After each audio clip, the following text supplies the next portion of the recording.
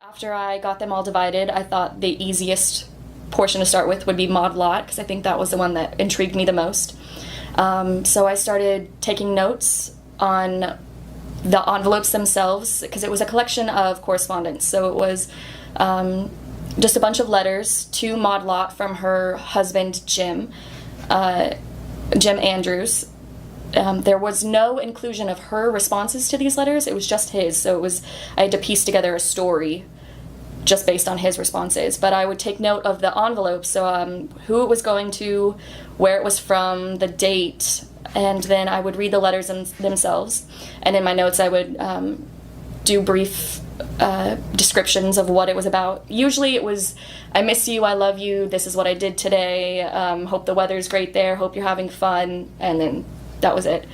And then with Prince Benjamin, it was a lot of rent accounts. He had specific properties, and there were details of the tenants and how much they paid and when they paid. There was correspondence between the property management, the Parker Realty here in Brunswick, Georgia, and there were a few letters to his son, Felix, because Felix also owned a property as well that he rented. So there were a few letters there pertaining to him. And then the third project was very not related at all.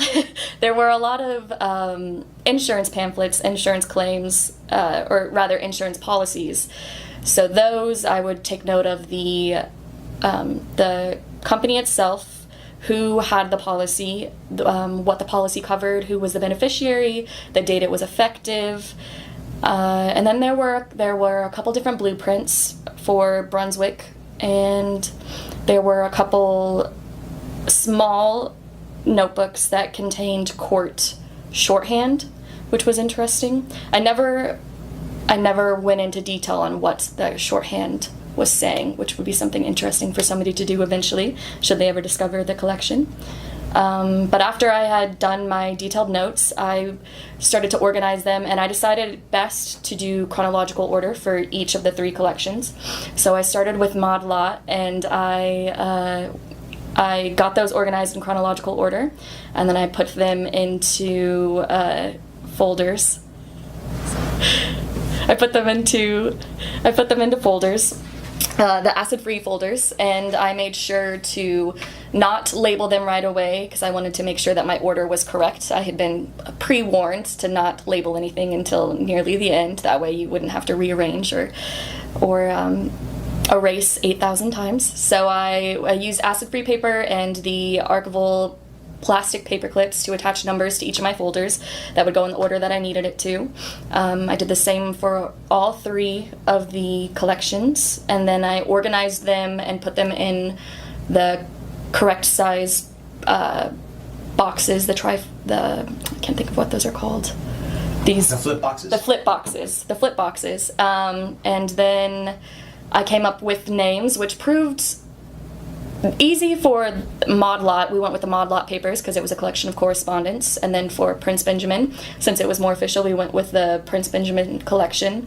And then for the final collection, because they were not related and it was rather difficult to come up with a name, I asked Dr. Montfort, I asked Hesper, and I asked William as well, and we went around in circles for a little while, and the exact name I have right here, we went with local insurance and property records was what we officially decided on. So after I did all of that, then I started creating a finding aid. So whoever comes in after me and has interest in Prince Benjamin or Mod Lot or local insurance and property records, they would easily be able to look through that finding aid and know where the box was and what it entails. So I did some I delved deeper into the history for each person. So I went on Ancestry.com or findagrave.com, and I was able to compile histories for Lot and her family, and a shorter history for Prince Benjamin and his family. And then I did a cursory history research for each of the insurance companies, and if they were still around, or if they'd been renamed, or if they'd been absorbed into a different company. And then once that was compiled, I finally put names on each of my folders and I numbered them and submitted everything, and that was the end of it. Whenever I got here, the first thing that I did was I talked to Miss Montfort. She was my supervisor here, and she kind of gave me some guidelines as to how I was supposed to work. She told me that that I just needed to complete this many hours. It was about 120. I think I actually went over that. And I was supposed to work here in the archives, and that I was going to be trying to look through these files, find a logical organization of them, and then come up with a summarized list of all of the files within the collection. And at first I thought, oh, that's going to be easy. You know, that'll be easy. I can just do this like on the side. And then I got it, and I had tons of files, and I was like, oh my goodness, there's so much to handle. And I was at first a little bit overwhelmed. But I took the manual that we had, and I took the directions that were given to me, and it got a little bit easier. Mostly I would come in, and I had this accordion file right here. I would take files out. Sometimes they were already in folders. A lot of times they were paper clipped together, they were stapled, and I would take those apart to make sure that the documents were preserved well. And then I would look through them. I would take a few notes and put them in Google Drive, so I had a copy of myself, and I could refer back to it. And then what I would do is I would place them in regular archival folders so that they were acid free, and it helped preserve the paper. After that, whenever I was kind of finished with that at that stage, which was most of the time, I would then take out the folders. I would start writing on them and labeling them and where they fit within the collection and their specific volumes, and I place them in these big boxes. And I think I have 3. I know I have these 2, and I believe that one right there is also one of my boxes. So there was a lot of files. But afterwards, I then organized it based on box and where the number of the file, and those kinds of things. Towards the end, I call up Miss Montfort, and she's confused. She's like, I have no idea what this is for. And I'm like, Miss Montfort, I have no idea what this is for either. And I actually found this right here. I don't know if you can see it. It's a poster. It's a piece of paper about this wide, this long, and it is a sketch of one of the city corners. And I found it, and I was like, I have no idea what to do with this. This is way too big to fit in any sort of archival folder.